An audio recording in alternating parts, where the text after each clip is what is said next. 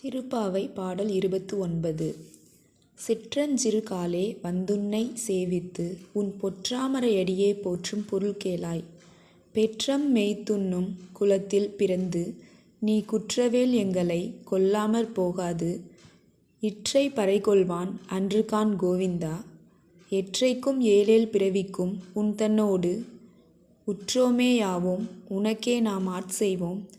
மற்றை நம் காமங்கள் மாற்றேலோ ரெம்பாவாய். பொருள்: கண்ணா, அதிகாலையில் உன் பொன் போன்ற தாமரை பாதங்களை வணங்க வந்திருக்கிறோம். அதற்கான காரணத்தை கேள். பசுக்களை மேய்த்து பிழைக்கும் ஆயர் குலத்தில் பிறந்த நீ எங்களது இந்த சிறு விரதத்தை கண்டுகொள்ளாமல் விட்டுவிடாதே. நீ தரும் சிறு பொருட்களுக்காக அணிகலன் முதலானவை இந்த விரதத்தை மேற்கொள்ளவில்லை.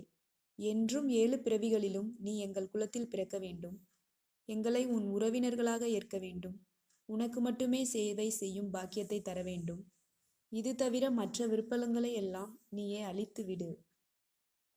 விளக்கம்: இப்பாடலின் மூலம் ஆயர்குல மக்கள் கிருஷ்ணரின் மீதுள்ள பேரன்பை காணலாம்.